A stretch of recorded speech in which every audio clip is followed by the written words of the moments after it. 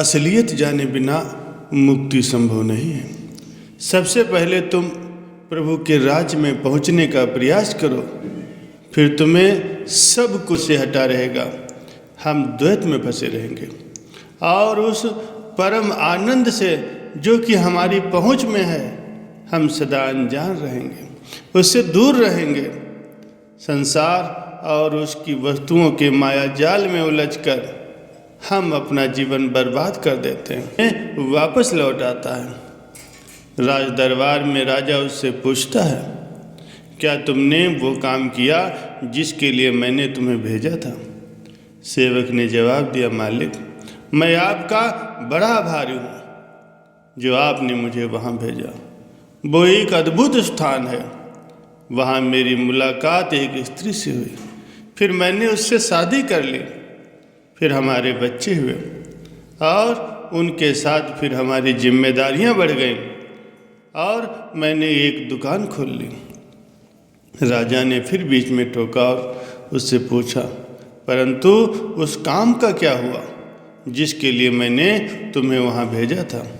तुमने वो काम किया या नहीं किया? मैंने तुम्हें शादी या बच्चे पैदा करने के लिए, धन कमाने के लिए या अन्य प्रकार के काम करने के लिए नहीं भेजा था। सेवक ने शर्म से अपना सिर झुका लिया और बोला, मालिक, मुझे अफसोस है, मैं उस काम को भूल गया था। राजा बोला, तुम वही काम क्यों भूल गए जिसके लिए मैंने तुम्हें भेजा था? अब तुम्हें उसी काम के लिए फिर दोबारा जाना होगा।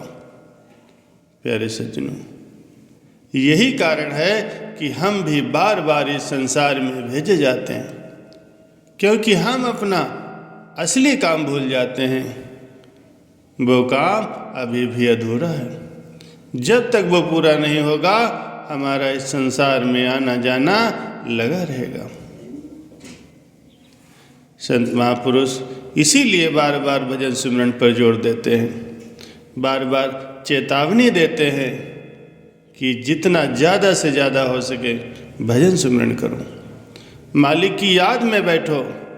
मालिक के द्वारा बताया गया काम पूरा करके ही अपने निज धाम पहुँचो, ताकि तुम्हारा इस मनुष्य जन्म में आने का जो मकसद था वो पूरा हो सके। महापुरुष फरमाते हैं कि नाम बड़ी ऊंची दौलत है, बड़े भाग्यों से मिलती है। जो भाग्य से मिला है तो उसकी कदर करो, दबा कर नाम की कमाई करो। हमारा एक एक श्वास करोड़ों की कीमत का है, इसको ऐसे ही न खो। सतगुरु जिस दिन नामदान देते हैं उस दिन से शिष्य के अंदर बैठ जाते हैं। ये बात शिष्य नहीं समझता। इस विषय की कमाई करो फिर देखो। बुल्ले शाह ने कहा है कि ऐसा दे वख नहीं, देखन वाली अख नहीं, बिना सौती दूजा कख नहीं। दुनिया के जीव बहुत बुरी तरह से काल के जाल में फंसे हुए हैं। जो कर्म पहले किए गए हैं उनका नतीजा अब रो रो कर पीट पीट कर भोग रहे हैं, और उसी तरह खोटे बुरे कर्म करते आ रहे हैं। भूले हुए हैं कि इसका नतीजा भोगने के लिए हमें फिर से इसी 84 के चक्कर में आना पड़ेगा। इसलिए महापुरुष हमारी हालत देखकर तरस खाते हैं, हमारी हालत देखकर अफसोस करते हैं। महापुरुष फरमाते हैं कि सेवा सिमरन करने के बावजूद भी अगर हम जीवन में सुखी नहीं हुए तो क्या कारण है? दूसरों की निंदा, बुराई, ईर्ष्या, द्वेष, लालच अभी भी हमारे में बना हुआ है। तो क्या कारण है? इसका कारण है कि एक चलना वो भी है जिसके कारण मंजिल पर पहुंचते हैं, और एक चलना कोल्हू के बैल का भी है जो चलता तो रहता है पर पहुंचता कहीं नहीं। कहीं ऐसा तो नहीं कि हमारी सेवा, सिमरन और सत्संग कोल्हू के बैल की तरह है जिसके कारण हमारे जीवन में सुख नहीं है, जीवन में बदलाव है। अगर ऐसा ही है तो इसका कारण यही है कि अभी पूर्ण रूप से समर्पण नहीं हुआ। अर्थात जीवन में समर्पण की कमी है। महापुरुषों द्वारा बताई गई युक्ति को अपनाकर ज़्यादा से ज़्यादा भजन सिमरन करें।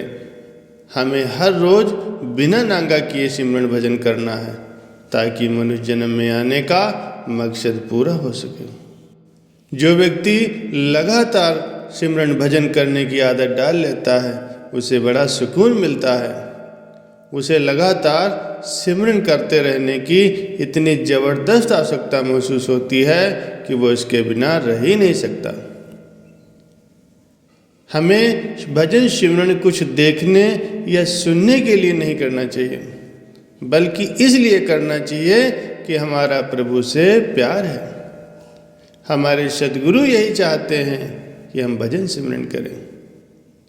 हम समझते हैं कि हम सद्गुरु से प्यार करते हैं, असल में सद्गुरु ही हमारे अंदर ये प्यार पैदा करते हैं। साईं बुल्ले शाह ने कहा है, आपे लैया कुंडियाँ तू आपे खिंचदा डोर। प्यार शुरू करने वाले सतगुरु हैं और इसको बरकरार रखने वाले भी सतगुरु हैं। हम समझते हैं कि हम परमात्मा की भक्ति करते हैं, पर वो तो खुद ही हमसे अपनी भक्ति करवा रहा है। वो ही पर्दे के पीछे बैठा डोर खींच रहा है। हम तो सिर्फ पुतलियाँ हैं और वो जैसे चाहता है हमें अपने प्रेम का नाच नचाता है। कई बार हम खुश होते हैं और मान करते हैं कि हम परमात्मा से प्यार करते हैं, पर ये प्यार असल में हमारा नहीं है, सतगुरु का पैदा किया हुआ। संत रात को जागने के लिए बोलते हैं क्योंकि मन शैतान है। आप दिन में इसकी चौकसी करते हैं तो इस सपने में आपसे ऐसा खोटा कर्म करवाने की कोशिश करता है जिससे आपके कर्मों का बोझा बढ़ जाए। उस कर्म की भी उतनी ही सजा है जितनी जागते हुए किए गए कर्मों के। मालिक की मोहब्बत ही असली मोहब्बत है। इंसान के लिए ये ऊंची नियामत है। जिस पर दया करें उस पर ही बख्शिश होती है। दिल में मालिक की मोहब्बत पैदा करने के लिए इंसान के अंदर अपनी मुर्शिद से मोहब्बत पैदा करना जरूरी है। अगर गुरु का प्यार दिल में है तो यकीन रख वो परमपिता परमात्मा भी तुझसे अवश्य ही प्यार करता है।